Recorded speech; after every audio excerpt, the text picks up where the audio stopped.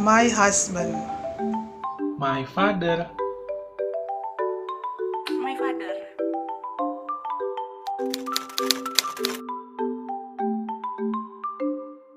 Orangnya tidak galak, tapi disiplin dan tegas. Ada saatnya dia galak. Sometimes.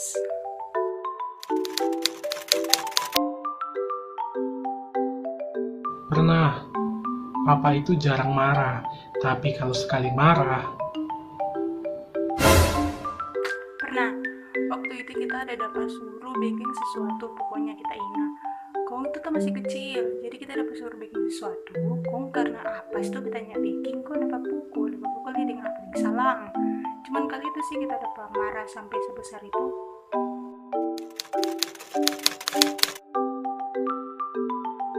Suamiku itu orangnya lucu, tapi pada situasi tertentu.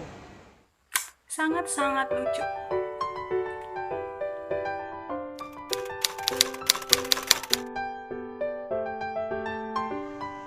Cerita lucu yang saya ingat yang dilakukan oleh suami saya ketika dalam pelayanan.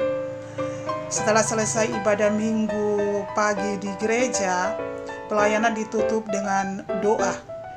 Setelah selesai berdoa hamba-hamba Tuhan saling berjabat tangan, tiba-tiba suamiku mengangkat lagu Maju tak gentar, mimpilah yang benar. Bentar, hakikat diserang.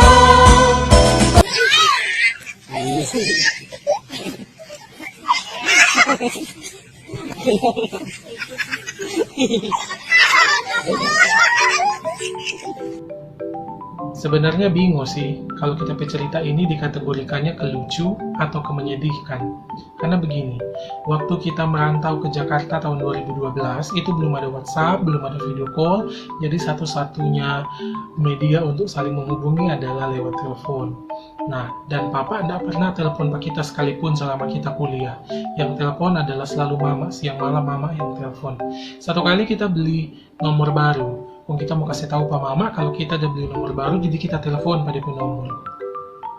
Kita telepon, dan entah Mama ada di WC atau di mana, Papa yang angkat. Halo, Mak. Tapi Papa jawab, siapa ini? Kita ini, Pak. Kita siapa? Bayangkan seorang papa tidak mengenali suara anaknya. Entah ini lucu atau menyedihkan.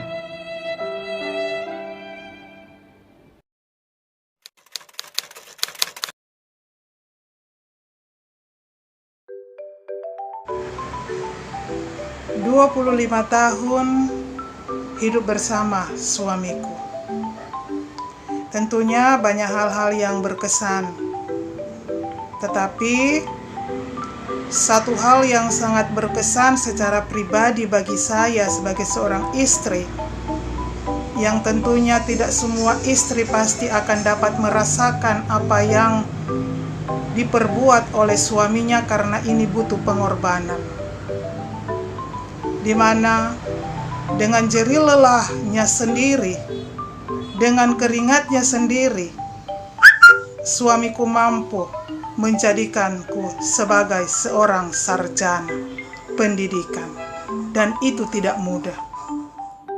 Yang paling gak bisa gue lupain dari papa itu adalah dia punya kekuatan magic. Selain dia bisa bikin anak-anaknya nangis tanpa disentuh, dia juga bisa bikin anak-anaknya itu tenang tanpa dia melakukan apapun atau berkata apapun.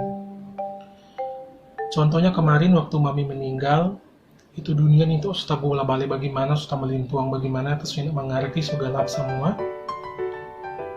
Mar, ketika kita lihat kita papa, entah kenapa kita rasa aman, kita rasa tenang, kita rasa kuat. Padahal dia tidak bicara sama sekali, dia tidak melakukan apapun, dia cuma duduk, diam di dekat orang. Tapi hanya dengan lihat dia duduk, standby di dekat orang, itu sudah bikin kita tenang sudah bikin kita kuat, karena kita tahu mau tamaling tuang bagaimana itu dunia, mau galak bagaimanapun itu dunia, kita akan selalu punya seorang pembela, kita akan selalu punya sosok papa yang bahkan rela melakukan apapun buat anak-anaknya. Jadi kita nggak akan sampai jatuh. Kalau kita jatuh pun ada orang yang akan angkat pak kita dan diberi nama itu papa. Oh ya ada. Jadi waktu itu kan kita mau kampus di sini di UKSW, tapi karena masih ada pro kontra di mama, jadi mamanya nggak dukung dah. Jadi cuma papa support, papa dukung ke kita. Dan pas kita ada mau urus surat kesehatan, papa mau dapat tanggung ke kita itu malam-malam karena mama langsung marah-marah. Jadi papa yang mau tanggung ke kita, ada urus no. Sampai kita di sini, papa no support terus pak kita.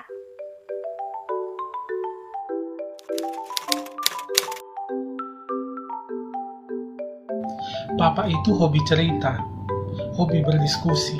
Jadi kalau sobaku dapat dengan kita, itu mau berdiskusi, so lebih lama dari Indonesia Lawyers Club, so lebih lama so dari Najwa mau bertanya-tanya. Tapi itu yang paling kita kangenin, karena papa adalah sosok yang paling enak menurut kita untuk diajak ngobrol, yang paling enak untuk diajak berdiskusi dan bertukar pikiran tentang apa saja, mau itu politik, mau itu agama, mau tentang Alkitab, mau tentang sosial, segala macam. Dia adalah partner dalam berdiskusi.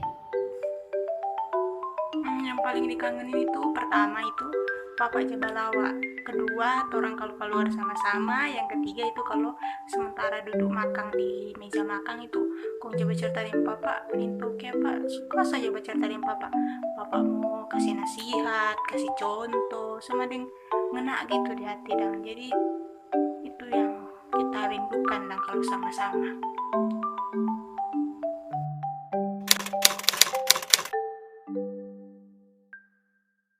Di ulang tahun kali ini kita mau ucapkan selamat ulang tahun Pak. Semoga panjang umur, makin sehat, makin diberkati, makin kuat dalam tugas dan pelayanan.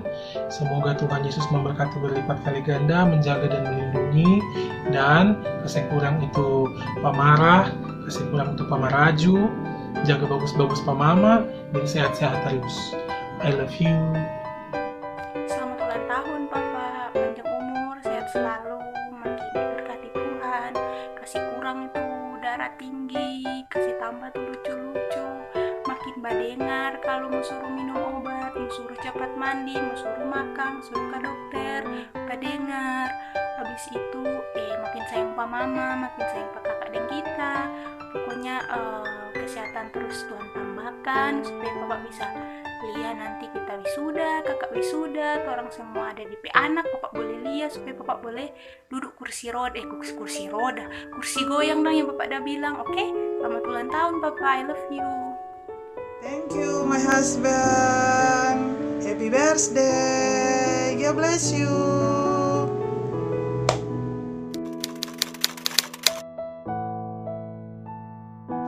Suamiku itu orangnya bertanggung jawab. Superhero.